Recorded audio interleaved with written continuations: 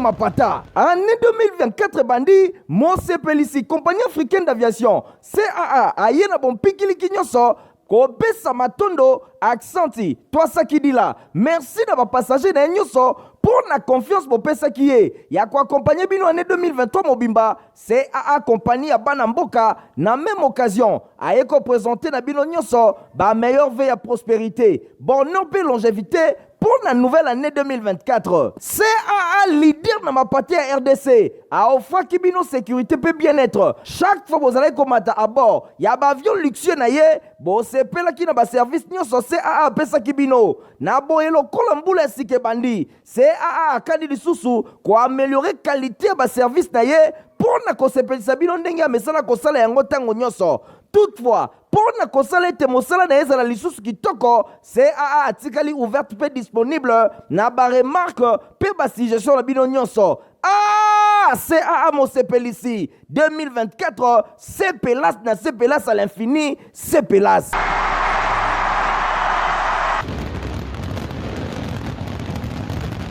Mercredi et là, mouna balandignon soya journal ya peuple na peuple info lingala bonjour. Nabi ke bozaye bel bosa ba poste téléviseur na bino pona kolanda journal na bino l'autre fond la masolo na Assemblée nationale pona kotal sabino que président ya bureau d'âge ya Assemblée nationale Christophe Mbosso a fongola ki ba porte na ye mardi 6 février 2024 na délégation égyptienne moko o ekambamaki na ambassadeur na bango ya RDC héritier Mapindemi reportage.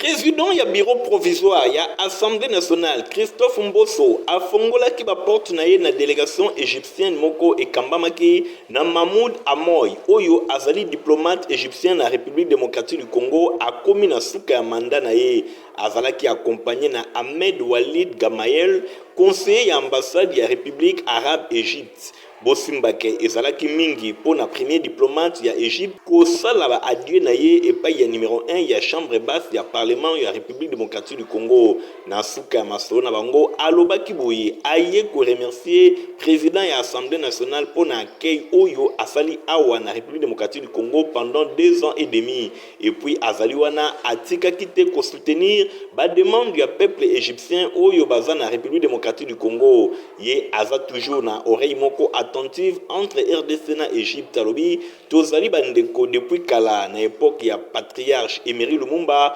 Mobutu Sese Seko pe mikolo oyo et pas ya Félix Antoine Tshisekedi Tshilombo président ya République démocratique du Congo pona président égyptien azali koloba na ye azalobaka tango nyonso mon frère et non mon ami alobaka yango pumbate azali bongo koleka homologue mais ezali kolakisa kendeko aleki na tina wana nde tozali kotravailler elongo na Congo président égyptien alobaka tango nyonso ba demande nyonso ya RDC ezali bongo na ba ordre na bango bazali wana pona ko remercier honorable président ya bureau provisoire pona oyo nyonso azali kosala oyo asalaki pendant mandat ya 2 ans et demi na ye alobi a se sentana nouté étranger na République démocratique du Congo a se sentaka toujours parmi bandeko na ye na ngambo na ye président Mbosso a déclaré kiboyi alobi ambassadeur alobi nyonso Égypte elongo na République démocratique du Congo bazali 2 pays frères depuis 1960 kino lelo esengeli a rappelé pe ko prouver que Égypte ezali pays moko ya bondeko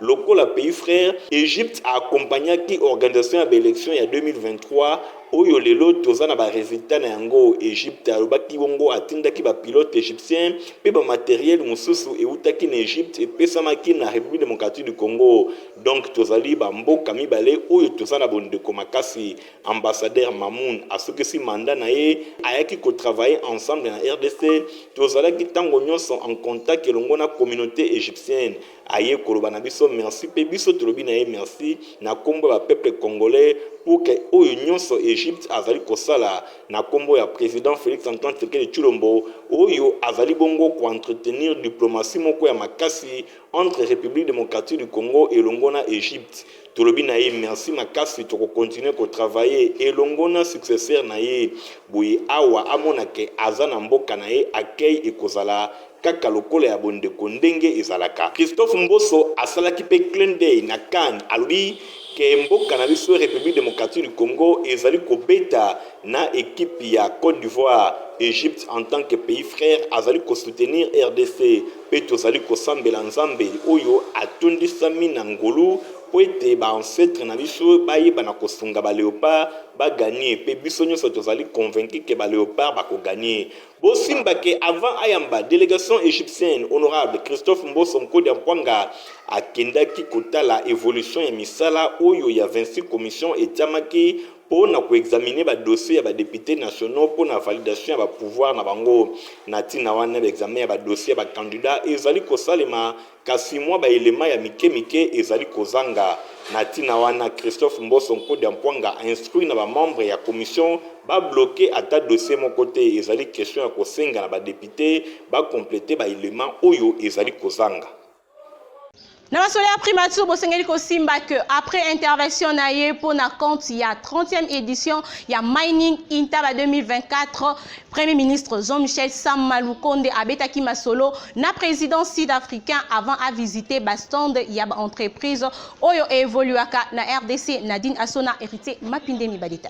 Après brillante intervention na la session d'ouverture, il y a Investing in Africa Mining Indaba 2024. Premier ministre Jean-Michel Sama Lukonde Kenge abetaki masolo na président sud-africain Cyril Ramaphosa oyo azalaki accompagné na ministre sud-africain ya ba mine bosimba kena étape ya visite ya stand ya Investing in African Mining Indaba 2024. Chef ya gouvernement ya RDC azalaki accompagné na ministre ya mine ya République démocratique du Congo abandaki visite na ye na stand oyo ezali kotalisa pe ko représenter RDC avant akoba na ba stand mosusu ya ARSP ya Semok ya Barik ya MES ya IOB po na kosukisa na ba stand ya Zambie pe ya Afrique du Sud mboka oyo eyambaki bongo édition oyo na stand mosusu kino na mosusu azalaki entouré na ba différents chefs ya ba corps ya ba services ya ba entreprises étatiques pe privées oyo ba évoluaka na secteur minier na République démocratique du Congo. Premier ministre encourageaki bango bako ba mission oyo epesameli bango pona ko attirer ba investisseurs sérieux na secteur minier ya République démocratique du Congo. Après visite oyo Premier ministre ayambaki tour à tour ba représentant ba chambre ya mine ya RDC pe ya Jekamine lui Watum représentant ya chambre ya mine ya RDC alobaki boye Premier ministre azalaka na oreille moko attentive na industrie minière boye moko pe autawana donc bango bayaki ko présenter ba civilité pe les sous ba félicitations après brillante élection na ye local la député national pe les sous ko sala tour ya origine ba problème nyonso eza na secteur minier mingi penza na point de vue ya ba tracasserie ya fiscalité ya parafiscalité oyo nyonso ezali ba sujet oyo bazali ko gérer mikolo nyonso pe ko luka ba stratégie ndenge ni ko attirer ba investissement et bana ko kota na secteur minier pour na ko kolisa yango alobi ba discuter ki lisusu ndenge ni ko vendre sa collaboration entre chambre ya mine ya gouvernement pe bango ba partenaire oyo bazali privilégié compte tenu ya importance ya secteur minier oyo bango nyonso bazali ko kumbela elongo pona industrie minière oyo ezali ko jouer rôle moko ya makasi esengeli ekola ezali ko mériter ke eyebana ko fanda pona standard oyo esengeli ezala na ndenge moko ya malamu ndenge bango nyonso batalisaki na maloba na bango bosimba ke nyonso eleke kitoko balekaki en revue ministre nyonso pe lisusu ba se retrouvaki na cadre ya conférence minière ezalaki occasion pona bango bayeba kosala part ya situation ya Jekamine mikolo oyo Jekamine azwaka tango nyonso ba partenaire ya libanda ezali première fois te que Jekamine ayeba ko travailler na ba partenaires étrangers bango nyonso baza ba partenaire oyo bakokoba ko recevoir partenariat balobi bazali ko travailler na interne pona ko relancer Jekamine na mission oyo epesamelaki bango epai ya chef de l'état ndenge directeur général ya Jekamine alobaki liboso ba pandesango na suka ya audience na ye elongo na premier ministre. Gouverneur ya ville province ya Kinshasa Jontini Ngobila Mbaka akitaki lundi 5 février na Kanufungula na commune ya Lingwala pona ko lancer misala ya kotonga collecteur ya 375 mètres na rivière ya Gombe. Stéphane Skande hérité Mapindemi. Tozali na Kanufungula pesku wa tozali na Binguma na Kanufungula tokene ko lancer ba travaux ya collecteur ya 375 mètres de longueur pour permettre à Magno sur Bamboula, à Magno sur Batoisa et quand on a un collecteur et qui est dans l'exutoire pour nous côté il y a fleuve Congo. Alors côté quand le Fungula, inondation ça même moi mingi. Situation est inégale, biso et interpellé biso, il y a mon autre qui contacte la société AES soit dans cette section mingi dans même ça les belé. Attends au pessim bon côté à Malonga, mais bazar au ça misala avec l'amour patriotique au bazar en haut parce que bazar bango banamboka. Bazar au ça misala ndenge ko pe bazar au ça misala au marabout. Toye awa na avenue Ngouma. Si encore chapeau bas, na moi na mboka à Ronsefu. Le 8, il y a mois de janvier, na komele bango, baba na misala. Baba na misala, il y a pour réhabiliter balabala oyoyo. To bengi avenue Ngouma parce que balabala est bébé qui mingi. Bata la benegni rusala, ba à trottoir. Alors misala c'est pas dans mingi parce que basali misala pendant na ndenge makasi ba décaper. Nzela, donc une nouvelle construction à Nzela. Il y a des endroits où ça les Longoli, Macadam, bitume, les allégués du Bosso, Bongisi, recharger, Pessima, enrobé à Sika, Nzela, et la Sika, na couche, il y a épaissé la malam. Et puis, tu as la bango, Bala Oyo, et la garantie, mon amboka. Arrosé Fapé pour la balabala Oyoyo, il y a Avenue Ngouma, ils allaient il y a 13 ans. Donc pendant 13 ans, ceux qui nous allaient et baby Ata Momke, Ngai no Fiotolambanga Ngai, pour nous ça, Papa Aron, Tala Nzelo Salaki, et baby Mouke Kene Robonsa. Donc baby Ata Mouke, il est à Robonsa. Donc tout ça la garantie il y a 13 ans, Binza, tout ça dans ma campagne, au Kiti, au Kom Kitambo. Continuer dans le trottoir, au côté Bandalungwa, continuer dans le trottoir, au côté Ngiringiri, continuer dans le trottoir, sur le bio Katsangamba Kasavubu, trottoir Ezali, au côté Kasavubu, trottoir dans le trottoir, au continuer, au côté Kalamu, trottoir, au côté Limité, trottoir, ti rememons na Lemba, et même na Matete, et continuer sur le na Massina, trottoir dans le trottoir. Ezali vision, il y a Tata Mokonze Ekolo, Félix Antoine Ségué de Tulombo, Ezali P. Vision, il y a Kinshasa Bopeto parce que Kinshasa Bopeto, la prémisse nango, nous avons un développement et nous devons continuer la vision pour aider Mikogoya, Kinoise, à sentir que nous voilà, il y a eu un gouverneur qui avait une vision, qui a travaillé sur le leadership, il y a Tata Mokonzi, et que la société est quand même na bana boka le baron c'est fou. Na masolo mosusu bosengeli kosimba que révérend Prosper Kabangu, membre ya collège de pasteur oyo asoutenaka autorité Néron Mbungu a célébré qui dimanche eleki 30 ans ya ministère naye culte ya monene et salemaki na occasion na yango na centre évangélique Nouvelle Alliance Sénat na Mukuse oyo ezwami na salongo na commune ya Lemba Bolanda. Awa tozali na siège ya centre évangélique Nouvelle Alliance Sénat na Mopoussé au ezwami na commune ya Lemba, plus précisément na avenue Mulumba Kashi numéro 72-73 na Salongo Biangala. Wapi pal culte d'action de grâce c'est les maki pour na 30 ans ya ministère ya révérend Prosper Kabangu o azali bongo membre ya collège de pasteur au basoutenaka autorité morale ya Asbel ma famille honorable Néron Mbungu.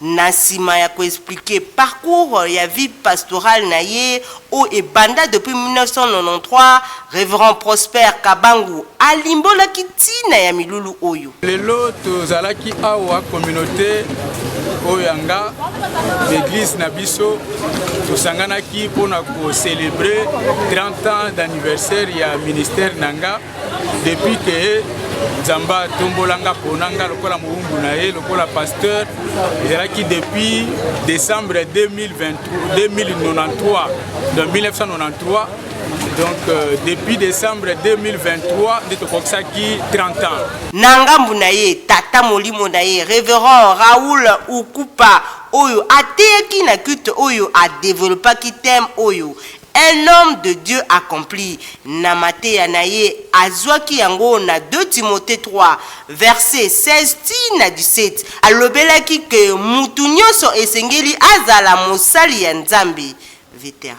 Ça na biso fait zaliso ya ko encourager mutu nyonso na kata église azala musala nzambe azala mutu na nzambe donc azala kutambula na sema na nzambe comme na kata moloba na nzambe pour demeurer na kata sainte doctrine yende bazali kuganga ba musala nzambe. Na sima ya mateya Révérend Raoul Okupa abondelaki pona mwana na ye ya molimo bandimo ya Lingomba Sena bazangaki te kopesa bakado epai ya pasteur na bango oyo akokisi 30 ans ya mosala ya nzambe. Na sima libondeli ya suka eselemaki epai ya Révérend Raoul olia komela ezalaki bongo au rendez-vous na culte oyo bosimbake milulu oyo ya 30e anniversaire ya ministère ya Révérend Prosper Kabangu esukaki na culte te bosimbake dimanche na pokwa abongisaki pe mwa dîner kaka awa na Lingomba ya Sena bandimi pe ba invité ebele ba répondaki présent na fête oyo. Président ya collège de pasteur Fumu ya Banga Moyo pasteur Danindita na staff na bango bazangaki te pe na dino oyo occasion epesemelaki Révérend Prosper Kabangu pona koyamba bakado mususu o ba invité ba memelaki ye pe bandimi ya Sena o babongisaki pona ye. Na fait de société bosongi ko simba ke commune ya Mongafula ezali na problème makasi na likambo o etali érosion bandaku ebele esi ebukani Christian Kengebeni hérité mapinde. Likambo etali érosion na ville ya Kinshasa bisika ebele bazali konyokwama bazali kotalela kaka gouvernement ya République démocratique du Congo po bayiba na kosala bango eloko awa toza na quartier Kimbondo na commune ya Mongafula botala bino moko érosion ndenge elia pe ezali ko continuer kolia bato batondisami na pasi pe mawa misu na bango ezali kaka epai ya ba autorité ezaka na Kimbondo na Mongafula te même na champ de tir na commune ya Ngalema pe bisika ebele na quartier Ngomba Kikusa epai wapi population basangani bateleli gouvernement balobi esengeli vraiment basala quelque chose pona ndambu ya bandaku oyo etikali nzokande mingi pe babungisa bandeko kaka na likambo etali kozanga banzela liwa ekotela bango ba reporter ya Info Lingala journal ya peuple babetaki tokuna boyoka population ndenge azali kolela cette érosion oyo ekomi à quelques mètres ya route nationale érosion au place euti kuna bandaku to perdre balopangu batu bakufi ba makambo ebele salami kuna na se bato baza na se kuna baza kolela ba eloko biso to sengi na bakonzi bo soutenir biso kaka libulu ngana otolongola zemi na ngata mbule panzani awa koto ngambu ngamba na ko tika ngabwe na kaita ngabwe na bota na terrasse nakokende par 4 chemins te nakende kotoke epai ya bato sans pour autant kotoke epai ya baoyo batelemisi biso awa érosion oyo elekeli biso ebandaki muke na maboko kaka tozobunda po ebonga mais lere bokobunda bosali cotisation tu basaki tu banini na basalaire maigre toza nango okomona pe mbule eye memi biloko nyonso donc to dépenser jusqu'à tel point que tozo kokape lisusu ko cotiser poto finika libulu neti biso moyen to déplacer ezate tala ba age tokomi na bango na okende ko futela wapi na mbongo nini alors odie kena kende ko futela basunga biso bakundela biso mwa oyo batia biso ata mwa terrasse maye kende pona ko accéder ko kenda ta musala tout un problème soki ka mbule beti moyen to longwa awa ko kende na bisika tozo sala tozo beta ta ba 2 semaines na bandako kuna pe absence okeboye bakati lisusu mbongo souffrance sur souffrance mon frère na ebite soki bakoyokela biso na oyo muke oyo lieke baya kokunda biso na ba cercueil ya bien na ba cortège ya banini malamu baya ko mbongo wana baya kosunga biso na yango quartier na biso ya Ngomba Kikusa donc champ de tir ezana nzela te champ de tir ezana ba problème sérieux na banzi boki ndenge bandeko balobi to na maite toza na courant te toza na ba érosion toza na nzela ko bimate na sina loba la fois passé que ceux qui to bakangi quand to koza na place à ko bimela te ya to za ki ko le pas ya président de la République avec la biso mawa Tobanzi Kembela ya population ya Kimbondo, Ngomba Kikusa, champ de tir, Nangali Mapena Mongafula, et Yokani epai ya ba autorité, bakosala makasi pona kosala misala, enfin que érosion oyo ezali kolia banda kuna bango lokola ndenge bazali kolia nguba, eye bana kosila, pe population avanda na kimia.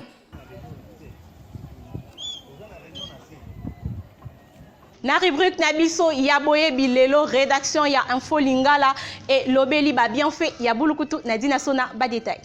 Kenkeli batope bulukutu ezali plante moko originaire ya Afrique de l'Ouest epai wapi yango bakoko na biso babandaka komela bandakala po etondisami na ba remède ebele pe ezali héritage culturel oyo bakoko batikela ba africain na oyo etali bongo ba bien fait nango bosengeli koyebaki kenkeli batope bulukutu yango ezali anti-ride pe ebongisaka loposo soki oza komela yango mingi teinture na yo ekozala toujours pembe bosengeli koyeba ke soki ozomela bulukutu mingi ata age ekei ekozala difficile po na yo suki na yo ekoma ya pembe bulukutu esokolaka organisme na ba impurité nango nyonso pendant 3 jours ya pamba soki obandi komela verre moko na tongo pe na pokwa ba organisme na yo ekozala kitoko eza mingi conseiller po na bandeko na biso oyo bamelaka cigarette base drogaka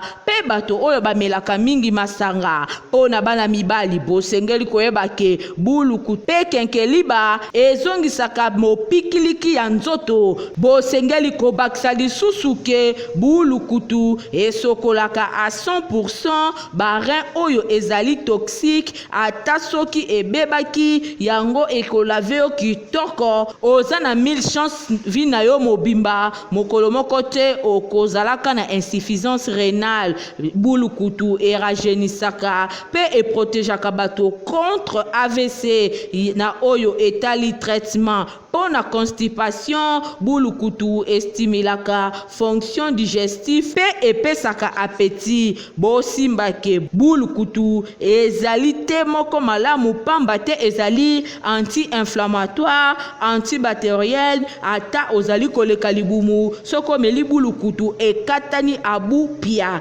yango efavorisaka excrétion urinaire pe bosengeli koyeba ke bulukutu tope kenkeliba esokolaka bafwa bokozwa idete botunanga nini isifikaka kozwa makasa ya bulukutu ndenge ekauka bongo osangisi yango na bisap otokisi yango pendant 10 minutes pe okamoli 3 jus ya citron na kati na yango obakisi molangi ya 1 litre otokisi yango pendant 10 minutes obandi komela verre moko na tongo pe verre moko na pokwa pendant 2 semaines okobika na lopete nyonso.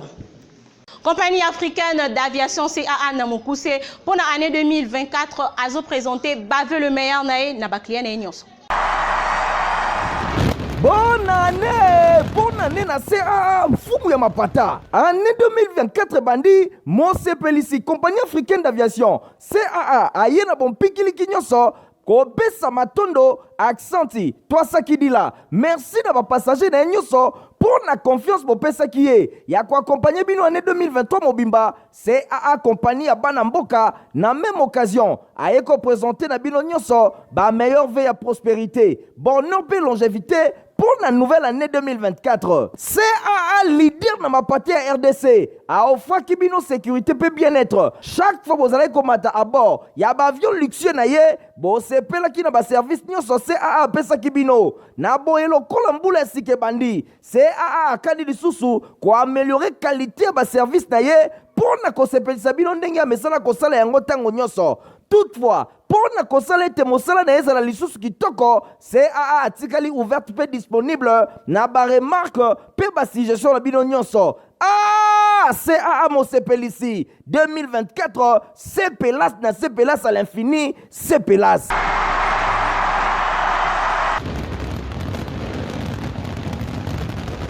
Concession Cornado oyo ezwami na quartier Mbio na commune ya Maluku bazali côté ka terrain ya 20 mètres sur 20 na $1,500 aux Zuyango. Nathalie Kaila ba détail.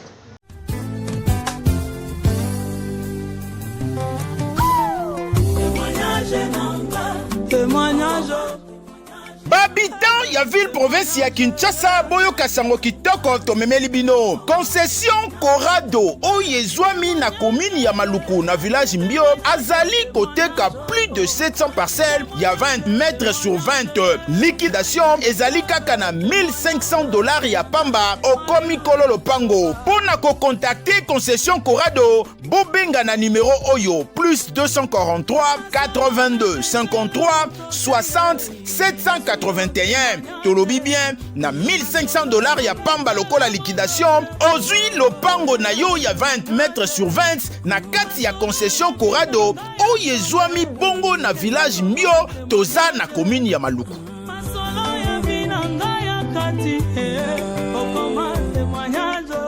Pona kozala na santé ya kitoko potopoto ezali semoko protivable. D'une génération à une autre, choix ya potopoto diaming et tikali na top. Ngai nakolisa bana na ngai na diaming. Bana na ngai pe bazali kokolisa oyo ya bango bakoko na ngai kaka na diaming. Diaming ezali potopoto ya kitoko pe elengi et salemi na bana ya mboka. Consommons congolais.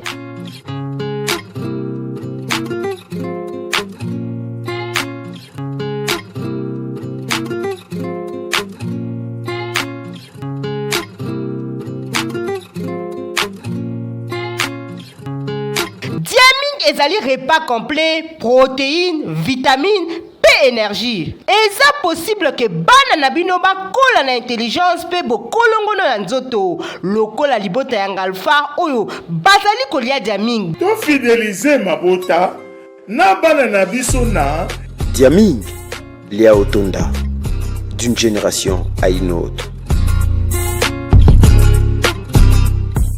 Tozali na info météo prévision ya jeudi 8 février 2024 Bolanda. Boibolamu na prévision météorologique ya jeudi 8 février 2024. Mipepe ekoleka tango na tango na ville province ya Kinshasa, Matadi, Bandundu na Kenge. Mipepe elongo na mvula emonisami na Kikwiti pe na Inongo. Moi ekozala makasi na ville ya Lisala, Mbandaka, Gemena pe Guadolite. Mipepe ekoleka elongo na mvula na ville ya Bunya pe Goma. Pona we etali ville ya Bukavu kuna mapata elongo na mvula nde emonisami lolenge moko na ville ya Kalemi, Mbujimai, Kananga pe Chikapa. Na ville ya Kindu kuna mipepe elongo na mvula nde ezelami. Na ville ya Ilebo kuna mapata ekoleka elongo na mvula ndenge moko na Lusambo, Kolwezi, Lubumbashi pe Kalemi. Mipepe elongo na mvula emonisami na mboka ya Kabinda. Pona o etali température Kinshasa 23 degrés avant midi pe 32 degrés après midi. Bandundu 21 degrés avant midi pe 33 degrés après midi. Kenge 24 degrés avant midi pe 33 degrés après midi. Kikwiti 22 degrés avant midi pe 33 degrés après midi. Inongo 26 degrés avant midi pe 32 degrés après midi. Lisala 24 degrés avant midi pe 33 degrés après midi. Mbandaka 26 degrés avant midi pe 35 degrés après midi. Gemena 24 degrés avant midi pe 34 degrés après midi. Guadelite 24 degrés avant midi pe 36 degrés après midi. Bunya 23 degrés avant midi pe 31 degrés après midi. Goma 19 degrés avant midi pe 22 degrés après midi. Bukavu 19 degrés avant midi pe 24 degrés après midi. Kindu 25 degrés avant midi pe 32 degrés après midi. Kalemi 24 degrés avant midi pe 28 degrés après midi. Mbujimai 22 degrés avant midi pe 30 degrés après midi. Kananga 23 degrés avant midi, puis 32 degrés après-midi. Chikapa, 22 degrés avant midi, puis 33 degrés après-midi. Ilebo, 23 degrés avant midi, puis 34 degrés après-midi. Lusambo, 23 degrés avant midi, puis 32 degrés après-midi. Kabinda, 23 degrés avant midi, puis 26 degrés après-midi. Kolwezi, 19 degrés avant midi, puis 27 degrés après-midi. Lubumbashi, 20 degrés avant midi, puis 27 degrés après-midi. Kalemi, 21 degrés avant midi, puis 29 degrés après-midi. Moye kobima na cité ya Mwanda, nangonga ya 6h16 minutes 12 secondes. Pe ekolala toujours na cité ya Mwanda, oyo ezwami na province ya Congo Central, nangonga ya 18h32 minutes, pe 47 secondes, botika la malamu. Tozali na communiqué nécrologique bolanda alertir na yango elongo na héritier Mapindemi. Famille Kunga, Rebecca Kunga, François Kunga, Moïse Kunga, Pierre Kunga, Julien Kunga, Pauline Kunga, Robert Kunga, Dédé Kunga, Michel Kunga, Shelly Kunga, Mami Ananjo Kunga, Lama Kunga, Elongona Papi et Mambolo Kunga, Pelibota, Yafé, inspecteur Paul Kunga do. Bazana mawe ya kwedisa na bandeko baninga pe baiba na bango nyonso liwa ya ndeko yaya peleki na bango na kombo ya Paul Kunga oyo azalaka capitaine na FRDC ye akufaki mokolo ya vendredi 26 janvier 2024 na sima ya bokono ya tango mokuse. En attendant programme ebima matanga ezali kosalema na Vningeba numéro 43 commune ya Mongafula à Refulu. Référence hôpital Monkole qui a été communiqué et comme la batonyonso baibaka capitaine Paul Kunga. Nina mwesi la kate journal ya peuple pour na peuple et komi na suka kasto kama boete son que to pesa. Merci na Fabrice Lundombi o azala ki bongo na sima ya caméra. Montage Simbamaki na Christian Kiangebeni, édition et Simbamaki na Nathalie Kaila, journal ya peuple na peuple ezalaka supervisé na yemoko héritier Mapinde mingala mito kuta mikolo ezali koya. Au revoir.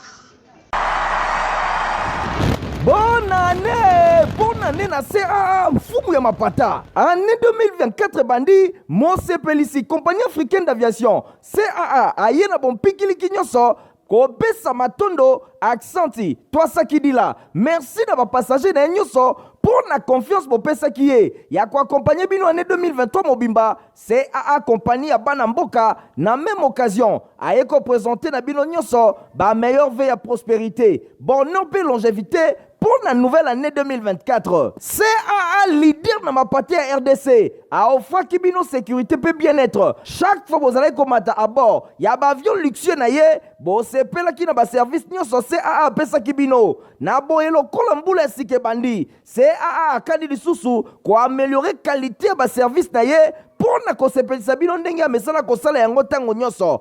Toutefois, pour na kosala ete mosala na ezala lisusu kitoko, CAA atikali ouverte pe disponible na ba remarque pe ba suggestion na bino nyonso. Ah, CAA Mosepelisi 2024, CPLAS na CPLAS à l'infini, CPLAS.